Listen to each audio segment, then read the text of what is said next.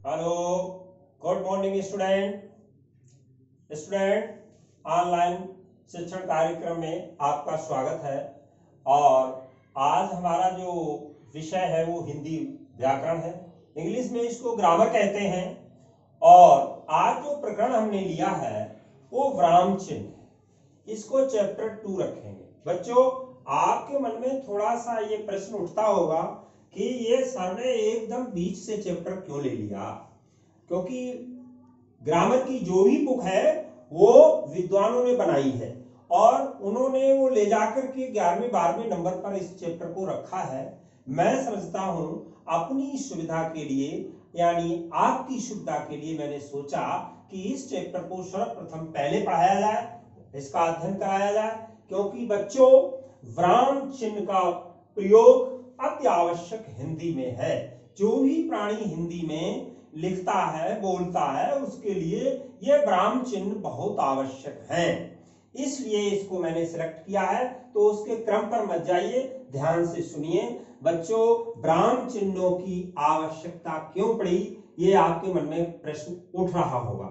सभी के, आप सभी के भी मन में क्या प्रश्न उठ रहा होगा कि विराम चिन्हों की आवश्यकता क्यों पड़ी। थोड़ा सा प्रकाश डालते हुए मैं बताना चाहूंगा। बच्चों, जीवन की दौड़ में मनुष्य को कहीं ना कहीं रुकना या ठहरना भी पड़ता है। विराम की आवश्यकता हर व्यक्ति को होती है। जब हम काम करते करते थक जाते हैं, तब मन आराम करना चाहता है। यह आराम विराम का ही दूसरा नाम है। पहले विराम होता है, फिर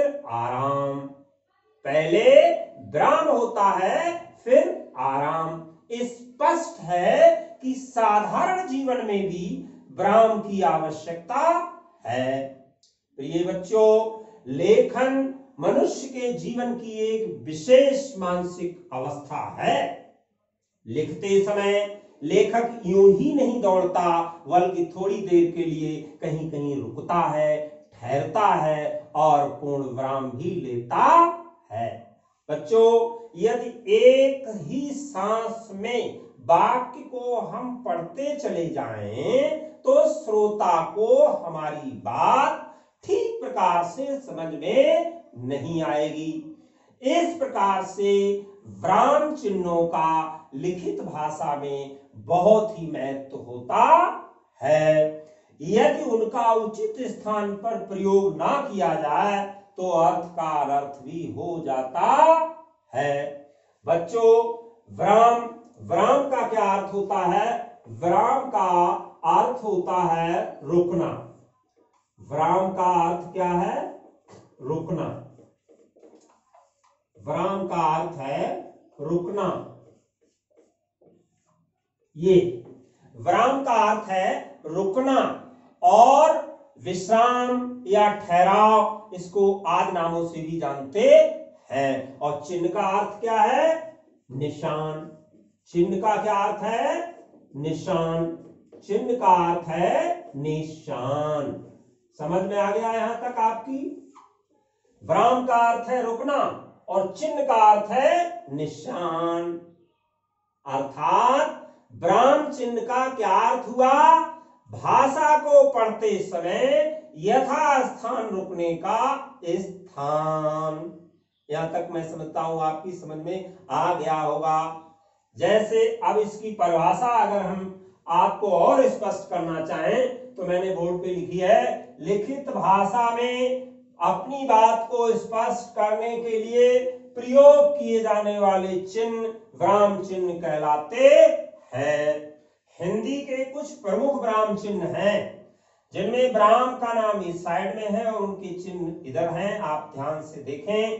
नंबर 1 पूर्ण विराम। पूर्ण विराम का चिन्ह देखिए। अल्प विराम नंबर 2 देखिए चिन्ह। अर्ध विराम का चिन्ह ये है ऊपर, थोड़ा सा देखिए नीचे, ध्यान से चिन्हों को देखिए। प्रश्न सूचक सभी लोग जानते ही हैं, प्रश्नों के अंत में लगाया जाता है। विस्मय सूचक है नंबर 5 पर।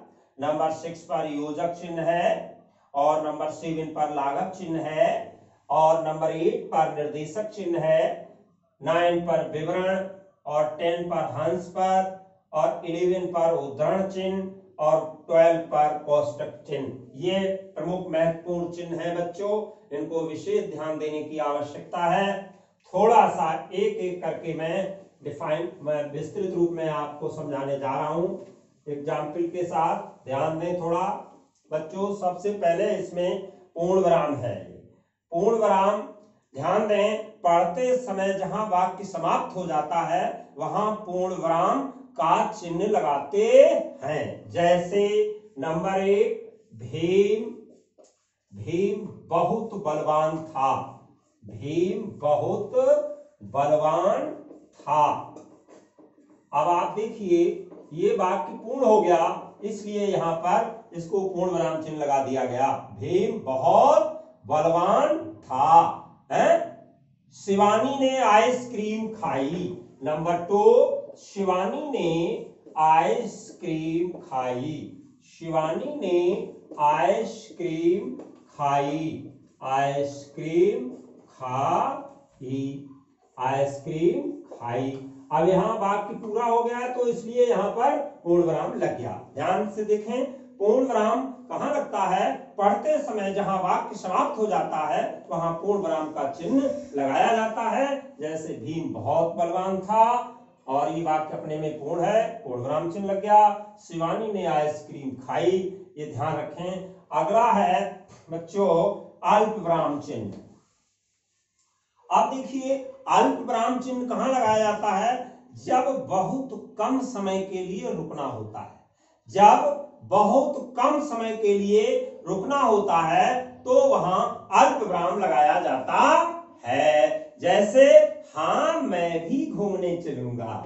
जैसे हाँ के बाद अल्प विराम, मैं भी घूमने चलूंगा। मैं भी घूमने चलूंगा। मैं भी घूमने चलूंगा। आप देख रहे हैं कि यहां थोड़ा सा रुकने के लिए हाँ के बाद अल्प विराम लगा है, और मैं भी घूमने चलूंगा। जहां वाक्य में बहुत कम समय के लिए रुकना होता है वहां अल्प विराम लगाया जाता है। नेक्स्ट एग्जाम्पल देखें, नहीं मैं बाहर नहीं जाऊंगा। नहीं और अल्प विराम लगेगा। नहीं मैं बाहर घूमने नहीं जाऊंगा। नहीं मैं बाहर घूमने नहीं जाऊंगा। नहीं जाऊंगा। आप देखिए इसमें अल्प विराम का प्रयोग हुआ है इसमें, क्योंकि इसमें जो है थोड़ा सा रुकना पड़ता है। और इसके बाद नंबर 3 बच्चों अर्धविराम है। क्या है? अर्धविराम। अर्धविराम कहां लगता है बच्चों? वाक्य को पढ़ते समय जहां अल्प विराम से कुछ अधिक और पूर्ण विराम से कुछ कम ठहरना हो तो वहां बच्चों अर्धविराम लगता है। जैसे डाकिया आया। डाकिया आया। जैसे डाकिया आया, और यहां पर क्या लग गया? अल्प विराम। डाकिया आया, दरवाजा खटखटाया। दरवाजा खटखटाया। खटखटाया, और चिट्ठी पकड़ाई। और चिट्ठी पकड़ाई। पकड़ाई, ये हो गया। ये यहां पे देख रहे हैं आप, अर्धविराम का प्रयोग हुआ है। ये अर्धविराम का प्रयोग ऐसे होता है। कैसे होता है? वाक्य पढ़ते समय जहां अल्प विराम से कुछ अधिक और पूर्ण विराम से कुछ कम ठहरना हो तो वहां अर्धविराम का प्रयोग होता है। जैसे पता नहीं वे कहां गए, कुछ कहकर भी नहीं गए। कुछ कहकर भी नहीं गए। बच्चों अब है प्रश्नवाचक चिन्ह। देखिए प्रश्न सूचक आपके में है, तो अब प्रश्न सूचक कहाँ लगता है बच्चों, इसका एग्जाम्पल देखिए। प्रश्न सूचक कहाँ लगता है, इसका एग्जाम्पल देखिए। प्रश्न सूचक कहाँ लगता है बच्चों, जिस वाक्य में कोई प्रश्न पूछा जाता है वहां वाक्य के अंत में प्रश्नवाचक चिन्ह लगता है। जैसे तुम्हारा नाम क्या है, तुम्हारा नाम, तुम्हारा नाम क्या है, तुम्हारा नाम क्या है। अब यहाँ क्या शब्द है, इसलिए देखिए इसमें क्वेश्चन किया गया है कि तुम्हारा नाम क्या है, तो लास्ट में प्रश्नवाचक चिन्ह लगेगा और लगा है। वो किस कक्षा में पढ़ता है। सेकंड एग्जाम्पल देखिए, वो किस कक्षा में, वो किस कक्षा में पढ़ता है, वो किस कक्षा में पढ़ता है। अब यहाँ पर भी देखिए आप लोग क्वेश्चन मार्क लगेगा, क्योंकि यहाँ पर प्रश्न किया जा रहा है, वो किस कक्षा में पढ़ता है। नेक्स्ट देखिए, नेक्स्ट है विस्मय सूचक चिन्ह। विस्मय सूचक चिन्ह बच्चों, वाक्य में अगर आपको कहीं पर लगे या भाव प्रकट हो, जैसे हर्ष, आश्चर्य, शोक, प्रशंसा, भय, घृणा आदि भावों को प्रकट करने के लिए इस चिन्ह का प्रयोग होता है। जैसे वह कितना सुंदर पक्षी, जैसे वह कितना सुंदर पक्षी, कितना सुंदर पक्षी है, कितना सुंदर पक्षी है।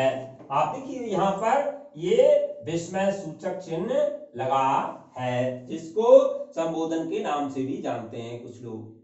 हे भगवान हमारी रक्षा करो, हे भगवान संबोधन चिन्ह और हमारी रक्षा करो। बच्चों अब आज यहीं तक अध्ययन करेंगे, इसके बाद शेष चिन्हों को कल टर्न पर, कल यानी हम लोग स्टडी करेंगे। मैं समझता हूं यहां तक आपको ये विस्मय सूचक चिन्ह तक समझ में आ गया होगा। अगर किसी को कोई इन चिन्हों में कोई भी प्रॉब्लम हो विराम चिन्हों में, तो तुरंत अपने ग्रुप में शेयर करें और मैं तुरंत आपका सलूशन दूंगा। अगर फिर भी कोई बात समझ में ना आए तो कॉल भी कर सकते हैं। ठीक है, मैं समझता हूँ आपकी समझ में आ गया होगा। ये जो कुछ है वो नोट कर लीजिए इसको कॉपी पर, और शेष कार्यक्रम जो इसका लिखने वाला है प्रश्नोत्तर, वो शीघ्र ही प्रेषित किया जाएगा आपके लिए आज ही। Thank you very much.